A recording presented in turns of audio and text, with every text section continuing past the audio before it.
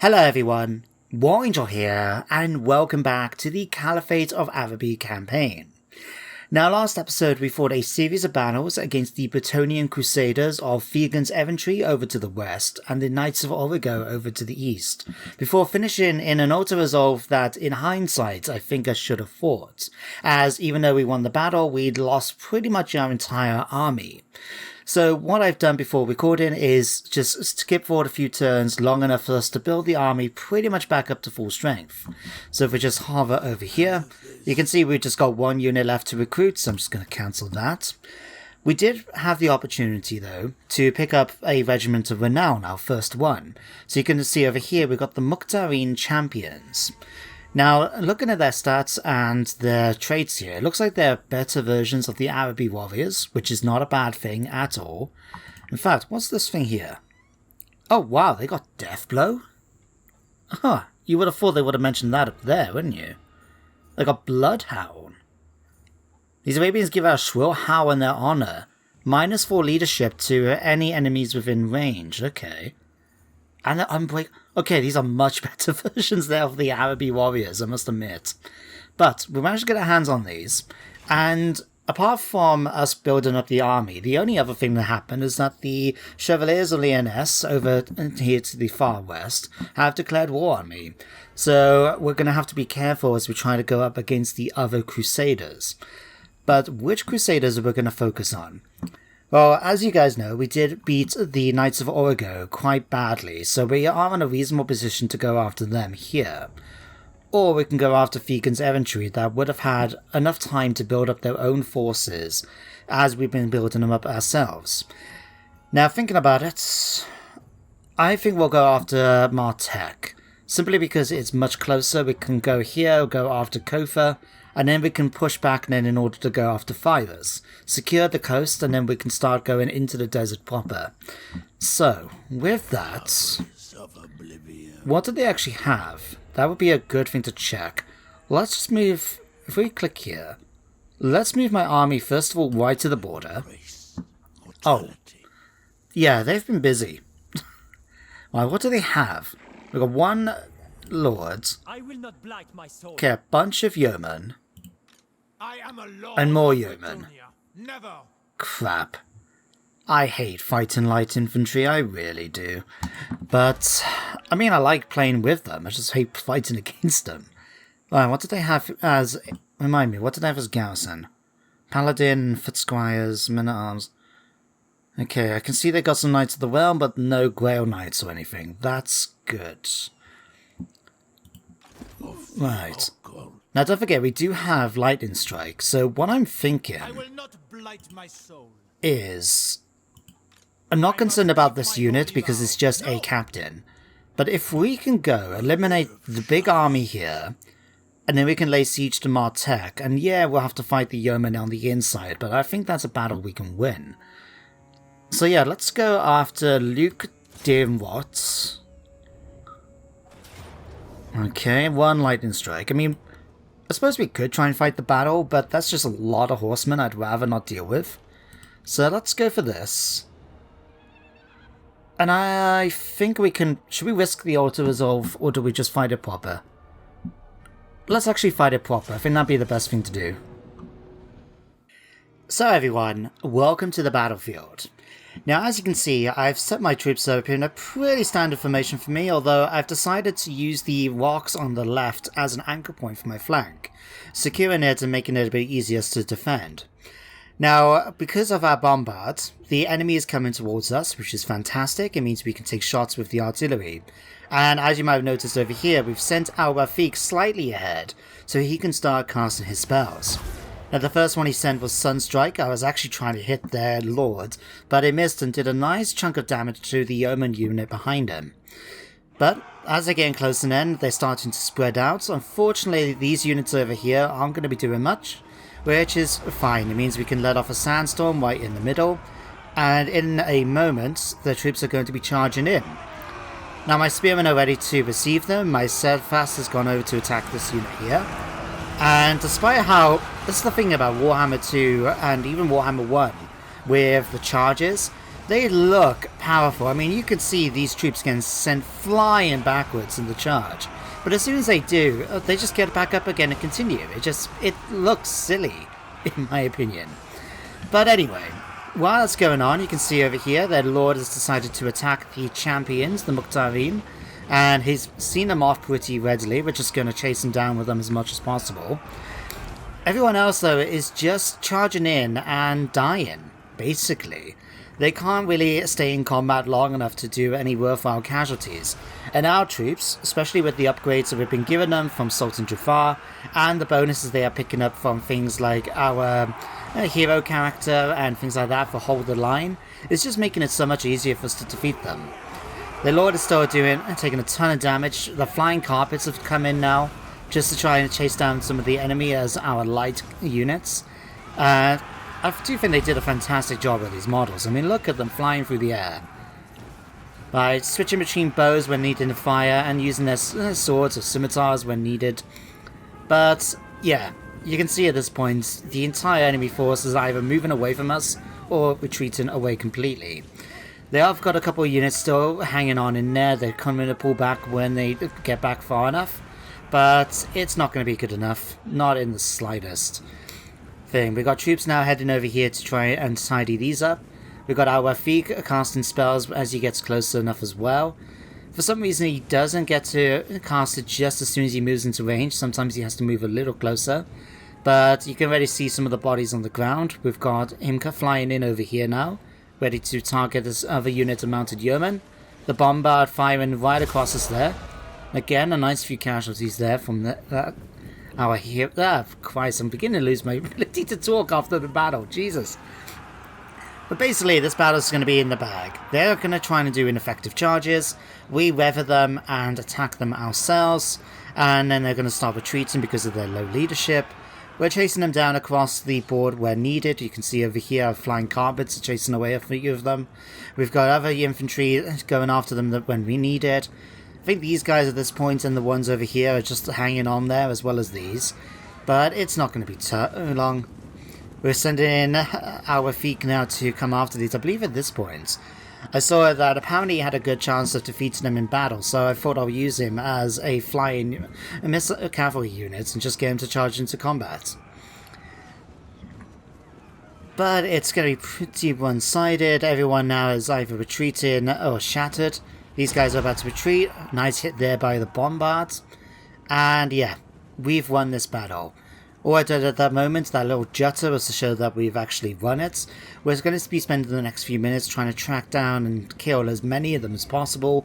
A very difficult prospect, given they are light cavalry.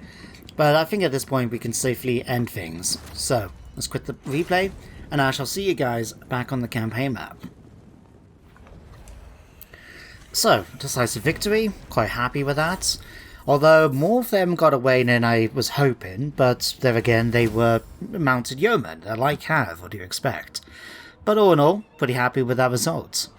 Now what we're going to do is send some slaves back to our hag, and with that victory, yeah, you can see they're starting to retreat around the place.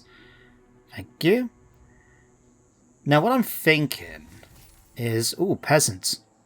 Ooh, master, there's some lovely filth over here. That's a very useful bonus. 1% bonus from all buildings in the local region. Sultan Jaffar will be quite happy with that. That's much better. That, even better. Alright, let's have a quick look, see about upgrading. Swapping a few of those followers around. So we already got a messenger and a militiaman. We already got a scribe, right. Let's swap, can't swap you out to get something better, damn. Okay, if we go to our Rafik, we've already got a hedge wizard. I suppose we can at least try and stick that in there, just in case. And then what about you? There we go. That should help us out a bit with the magic. Oh, I also picked up a few magical items, as you can see here. I had a fair bit of cash, so I bought these from the bazaar. So Naeem here has the Heart of the Oasis, which allows him to gain regeneration and health, but without actually having to have the typical penalty with regeneration, which is having, the fire penalty. And you can see as well, he gets extra melee attack when fighting in the desert. He's also picked up the Hammer of the Desert, which gives you Sunderwind attacks, reducing armor, as well as increasing weapon strength and melee attack, so quite happy with that. I did pick up something else, I think.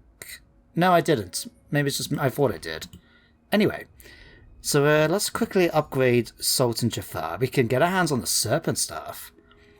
Inside this ornate staff, decorated with snake motifs, is bound a malignant and ancient serpent jinn, imprisoned by powerful enchantments woven by Jaffar. Only Jaffar's will is strong enough to temporarily unleash it upon his enemies on the battlefield. 50% aura strength, extra 50 magic, oh my god, that's crazy. And it seems like it's a one-use wind spell, which, as you can see there, is supposed to be pretty good. Let's get it, because we always want to get magical items when we can for our characters. And then, what else do we want to give him? Let's actually go another point in Sultan's Royal Armory. I started doing this so we can improve our main infantry line as well as you can see our knights. So we'll grab a unit of them. Increase that a bit. Thank you. Alright, I don't know. We won't be able to use it this turn because what I was actually thinking... Oh, sorry, let me just carry on with this. I'm sure you can have Hold the Line, a useful ability for my melee units. And now Rafik. Let's give you one more point in Sunstrike. There we go. But yeah, what I was actually thinking is, since we now eliminated that main army, while these armies admittedly are a bit weaker, I mean, that I'm not fussed about. These guys could be a pain if we try to lay siege. But thanks to the fact we have the Grand Bombard, we could just attack them straight away. So we'll do this. I'll do a bit of lightning strikes just so we can get rid of that extra commander. And yeah. I mean, we'll have to climb the walls using ladders. But the Bombard can start knocking down the walls. And remember, because of these being mounted units, we won't have to worry about most of them until we get off the walls. Simply because they can't obviously climb up. So yeah, that could work out. These guys will be somewhat annoying to deal with, but given their low leadership, I think we'll be okay. And again, knights we don't have to worry about. So yeah, let's just go ahead and fight the battle. So, welcome to the Battle of Martek. Now, we're looking at things for a moment from the Bretonnian's perspective. I must say, if I was a Bretonnian, I wouldn't be feeling the most confident right now. But maybe that's just me. But while they're getting ready to fire and the paladins provided support, you can see that our troops are just marching into combat. The plan is, of course, when you haven't got siege towers, is just to get them on the walls as quickly as possible. Now, what I've done over here is actually move a few of my units like the Flying Carpets and the Corsairs just over here, so then we can try and pull over a few of their units, which we've done with the Men-at-Arms and the Spearmen, just so that they don't get involved in the main fight for quite some time. Now, while that's happening, though, we have sent Rafik over there on his Flying Carpet to try and cast a few spells. I sent a Sunstrike into one unit to try and do some damage over here. And then we're going to let loose in a minute with a Sandstorm right there. Now, I think at this point, I had an interesting moment because, if you remember, I have, like, what was it, the Intense Miscast mod up and running, which means that when we do certain spells, if we miscast, we don't just get a bit of damage, we actually get some quite major penalties. So in a moment, when the spell's cast, I believe, we'll see that he loses a ton of damage for things like not being able to run, reduced melee attack, and things like that. It's really good mod. I highly recommend it, and you can find it in the mod collection. It's called something like Intense Mass or Major Miscast, something like that. But anyway, while that's happening, you can see over here that we've already got one unit of Peasant Bowmen to retreat, and the other one is not far behind. The rest of their troops are going to be hanging on in there, but my Spearmen have already made it up onto the walls. We've got Yeomen trying to fire at us from here, not that they're going to be able to do much. And, in fact, the entire battlements, with the exception of one or two units here and there, like the Paladin here, and I think somewhere along here we've got the Foot Squires, they're hanging on in there, but they're not going to be lasting too long. They're getting a major debuff. In fact, I don't even know what that debuff's from. I think it might be from the, was it the Muktir Champions, because they do have that blood-curdling howl. That might be what's causing it, but it could be other things as well, like the flying carpets coming in to attack from behind. But you can see now we've got a sandstorm attacking the Knights of the Realm, and our Fika's hand in on in there. Must not have miscast it this turn. But the battlements are very quickly coming to ours. And the thing is as well, with the amount of yeomen they have, there's not a single thing they can do to try and stop us, just because they can't get up there. But while our troops are getting into position, we are sending some of our other characters. Jaffar is making his way up, as you can see, to the battlements. We've got our missile units, our bowmen and Giselle sitting around in the trees here. Not actually doing much. I completely forgot about them, to be honest, for most of the battle. I think at one point I did try moving them up to the battlements, but what can you do? I just forgot about them. Now our Scar here carrying in Naimi is making his way up, hopefully to go after the Paladin. In fact, there. You might have just noticed that big purple blast. That was the miscast. And not only, I don't know if it actually does damage, but you can see if I hover over here at least, that it does have that debuff clocking down right now. And that is quite substantial. Like I said, it does reduce their vigor, their ability to actually run, so they can only walk. Melee attack goes down by like minus 24. So you really do have to be careful with your wizards not to overcast spells, and especially if you're planning to get them to combat anytime soon. Now, as with you see over here now, the foot squires have been defeated. I've accidentally forgot to move some of these. I was focusing too much on the other flank. So we've got these yeomen coming in now and still firing at us. Although Pendulum has managed to knock down their numbers quite significantly. This one's already starting to waver. Very good cast there by Jaffar. And then over here now, we've got units just running around. Again, like I said earlier, with a lot of horsemen, there's not really much you can do in a siege battle if the enemy decides to do as we did and stay on the walls. Now, unfortunately, there's not much we can do about that. We have to go off the ground at some point. So once we've cleared up the last bits here and there, we'll do like the spearmen at arms here and that, we start moving troops down. In fact, you can see our first ones coming down to attack the mounted yeomen. The Knights of the Realm come in, of course, lance attack. They do a bit of damage on that initial charge, but nothing really for us to worry about. The Yeomen are already starting to waver, and it's not going to be too long for the Knights of the Realm to join in, especially as they are fighting spearmen.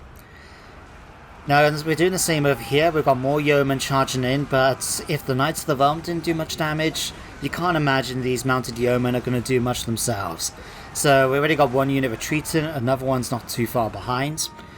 And it's not going to be too far until, in fact, right here, you can see just how many units of infantry are trying to retreat off the map. Now, I end up sending things like the flying carpets now by Feek to trace them down, just to make sure that they're kept on the back foot and being chased, especially with units like the foot squires. You can see they're armor-piercing damage dealers. We don't want them coming back if we can avoid it. So our Feek is just going for it by himself, just trying to do a ton of damage. And we are sending in characters like the Spearmen and Nav ready to try and get into position here and flank them. The Paladin is even running away as well, flying carpets to help in. Spearmen are doing quite a nice bit of damage on this flank still. The Yeomen still not doing much against them. They're going to head off and retreat, and it's just going to be a continued case of them trying to come back, attack us, and then run away. Although one slight issue I got into was these units here of infantry. I sent my flying carpets in going after them and didn't notice these until they charged my flying carpets. So unfortunately, as you guys may know yourselves, with flying cavalry, they do need a bit of space afterwards in order to try and leave. So once they got pinned down, the infantry came in and I just could not get them out, especially with things like these mounted yeomen coming in to help. So I lost a number of units from them, and while I was focusing on the other flank over here, I didn't think to send these guys in, so I looked and thought, oh crap. Luckily though, I will send some in eventually, but at the meantime, most of the infantry have now retreated. We got more mounted yeomen, again a very crappy charge against my spearmen. We've got our Feek just been casting spells occasionally against them here. We did quite a bit of damage already. Over here against this one unit. A lot of damage. Didn't expect that at all. Again, these guys come retreat. Oh, excuse me, hiccups now. After that. And again, looking over here a minute, you can see exactly what we're trying to deal with. We just got the flying carpets going to get knocked down to nearly 7 of them. Although, eventually I remember and think, oh right, I better send these guys. In fact, here we go. Now in the background you can see I've started moving in some Arabian spearmen that didn't go onto the walls, and some cephalists as well, just to get them in position. I didn't realise I captured the gate, so I could have sent them in much earlier, but my fault again for not concentrating. But these guys coming in, I end up sending another pendulum just to do a bit of damage. Luckily we only had 7 units, so it wasn't like we were going to hit many of our own. But at this point then, we had the chain routes. A shame for some of them. Like you could have seen over here, if I hover over here, their lord that was leading the army that was garrisoned here didn't even get a single attack in. He just spent his entire time sitting around in the center. But we took the decisive victory, and being a siege assault, we don't have to worry about chasing down the survivors. So at this point, we'll head back to the campaign map. So, one decisive victory, and our technically second settlement under our control, since we did take Beraliad, but unfortunately we lost it to the Skaven, as you guys know. But nevertheless, a victory I'm happy with. So we're going to go ahead where... Whoa, what's these options? Sorry, I've got the microphone in my way, so I can't really read the bottom bits, but what's this? Demand offerings. So if we didn't want to take it, I guess... Yeah, instead take offerings in the form of gold and damaged buildings. All captives are converted. Oh, interesting. Wow, that gives us a lot of money for sacking, doesn't it? But we are just going to go ahead and occupy it. And it looks hideous now compared to what it did under the control of the Bretonnians. Oh dear. Anyway, with that, we can now finally get our next unit just to fill it up to a 20... Oh wow, hang on. We can get Aradar. Basically, Ballista. It's cool. Sounds like a plan. We'll get a unit of them. It only takes 1 turn. And then what can we get? Our Martech already. So we got the Ballista Workshop. Might end up building that over in our hack just because we can get the top tier one eventually. But we can get another building. Let's have a look. Iron Pits. Not so concerned with the Knights, Great Swords, and Swordsmen, because I don't think we can get those. What we could do, though, is... What's that? A Caspar. Oh, this allows us to get the Sifas and the Arabian Guards. Oh, hang on. Where do we get those from? I presume from the top here, is it? Yeah, Arabian Guard. Right. What I'm thinking then is we're going to get some defenses straight off the bat. We'll wait a turn and then we're going to knock that down. In fact, we'll do something like this. We'll knock this down now. No, we'll keep that until we build the other one. So what we're going to do is next turn we'll knock down the Ballista Workshop, replace it then with the first tier barracks, the Sepoy Caisson, and then we'll upgrade that, demolish this, and then we'll sort it out, swapping it around. And then we'll be able to continue pushing on and probably towards Kofa. We'll keep an eye out now on the Knights of Origo. In fact, can we recruit another hero from here? We can pick up another Arabian Askar. Okay, which one is the best? Extra from the province. Okay, that could be useful. Charge bonus. I'm going to go for Saif Baba. Just because he has a, local effect as an agent. So we're going to recruit him. And what I'm hoping to do is send him off towards Fyra so we can keep an eye on the Knights of Origo. But in the meantime, let's have a look.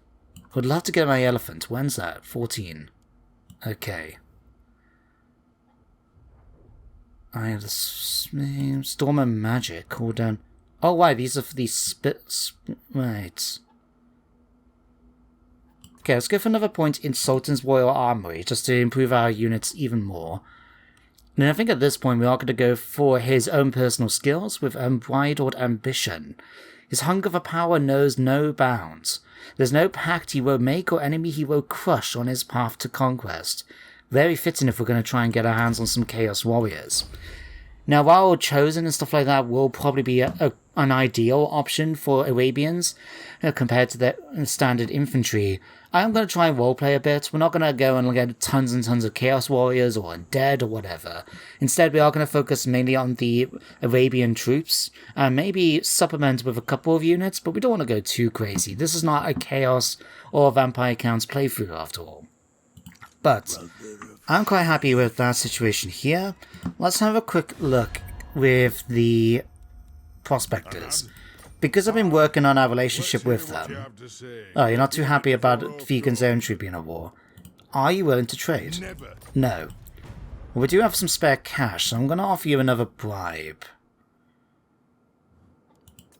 Yeah, let's go No, let's not go medium. We haven't got that much money to spare. Although, hang on.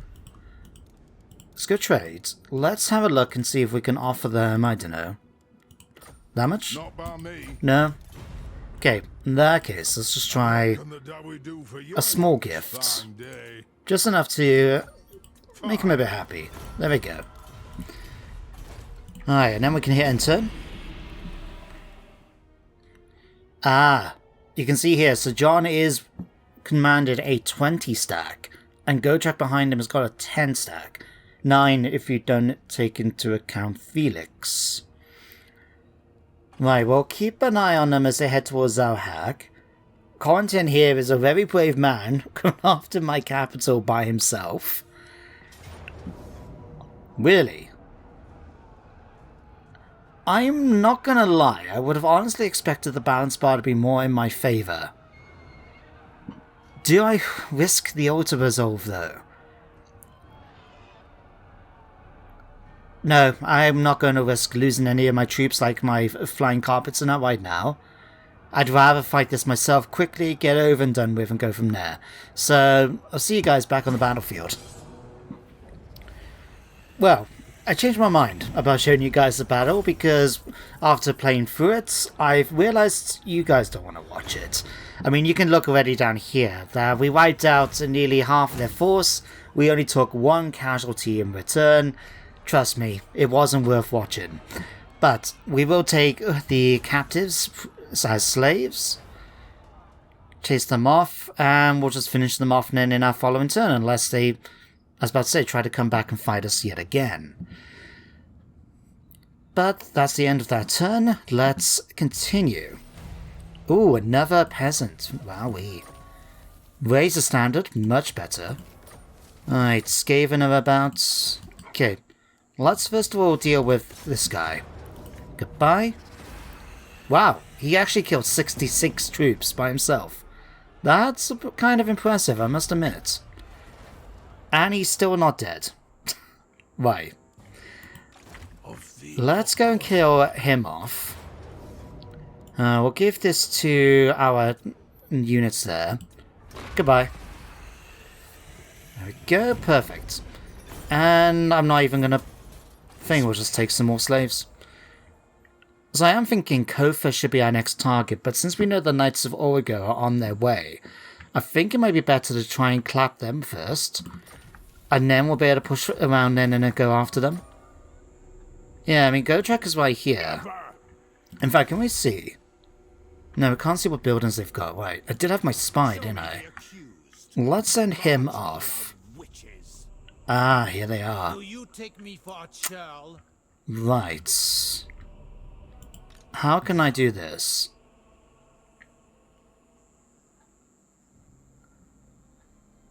Okay, can we see what they've got? I mean, I doubt they're going to have any heavy artillery in there since we eliminated them before. So if we go up close, let's see. We'll go and finish off this guy here. That would give us, I'm hoping, 25% still. There we go. Give me 25%. Ooh, Al-Mukhtar's Desert Dogs. Oh, that's good. And we finally eliminated the faction. It is time. Right. I'm actually going to get rid of these guys because we've got Araby warriors, which I feel are much better. I mean, more heavily armoured, better staying power. Yeah, let's get rid of you guys and recruit the Desert Dogs. That'd be handy.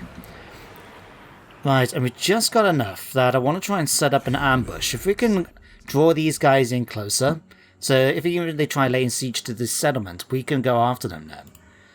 So while we do that, let's have a look. Slave monger. Yeah, that's okay. Arabian Guard and Cataphracts. That'll be handy eventually. Entire army will have 10% weapon strength when fighting against men, dwarves, vampire undead, high elves, and 20% campaign movement. Ooh. Nothing will stop me. Not the northerners, the elves, the dwarves, Cetra's lackeys, or anyone else. I will rule this world, or see it burnt to ashes around me. Oh, that sounds cool. We're definitely going to take that. Cunning Charisma, I mean, the extra income from trade tariffs will help out eventually, but boosting up our units will also be useful too. Now, let's actually focus a bit more on his magic abilities. I mean, we do have these ones eventually as well, we can try and unlock along the way, but for the moment, another point in the pendulum is always handy, and let's reduce his miscast chance. The reason being is that if we pop down the battle effects, I believe he's got a trait which actually... Oh, I could be wrong. I could have swore he had one which improved... Well, made him more likely to get miscasts. Oh, maybe I was wrong. Yeah, maybe I was wrong. Okay, no matter. Alright, let's continue then. Al-Rafiq, you can get evasion now. And we've got Burning Hands, major magical and fire damage. Oh, definitely get my hands on that. Or Curse of the Jinn. No, we'll stick with that. Burning Hands. That'd be good. Karem Naim Nimi. Let's give you... A warhorse could be tempted, but I wouldn't mind getting my hands on an elephant. Let's give him Fosi. No, let's go Deadly Blade. There we go. Right, and let's see what happens with the Knights of Origo. Okay, they haven't spotted my ambush, but instead they are just going to be raiding. Bugger. Although, saying that, I did spot what could be a good opportunity for us. We'll go into it once we actually get back onto our final turn. When you ready, game? Thank you. So yes, they are raiding, I know, and they got the guard. We've got the guardhouse. We've now finished with Forbidden Tombs, increasing our casualty replenishment. That's going to be nice. And our Rafika's leveled up. Okay. But if I pop onto the diplomacy screen quickly, Clan Eshin must have got clapped by someone. I mean, who are they war with? Us and the Prospectors. I think the Prospectors must have done some damage to them because they are now extremely weak. I think... Oh no, but they've already taken Baalia. Damn it. Maybe they own El Calabad as well. I mean, that would make sense, wouldn't it? And we would like that at some point, but... I think we will buy Bel Aliad when we get the chance. For the moment, though, let's do Al-Rafiq. Jin... Ooh. Follower a Jin Vessel. I want to see what that is. Servants carrying... So what is it? It's a mount of some sort. Okay. Well, we're gonna check it out in a minute. Although, hang on. Why all of... How expensive is that? Wait. Oh, we can't swap it out. Just wonder why all of a sudden we're nearly losing 1,000 gold a turn. Oh, it's probably because of this, right. Okay, never mind. Alright, let's get out of the ambush. We'll go after these guys now. And let's see. Okay, he doesn't want to fight. Ah, don't go too far, don't go too far. Okay. We'll set up another ambush. They will be judged. Let's have you move up towards Fyrus. Okay, Fyrus is going to be wide for us to take. What do they have? The Holy Monastery of the Divine Origo. which gives them knights. Give some Grail Knights in the garrison. Crap. Okay, that's going to be a tougher nut to crack than Martech was. But let's upgrade. Do we want to do this one yet? I think so.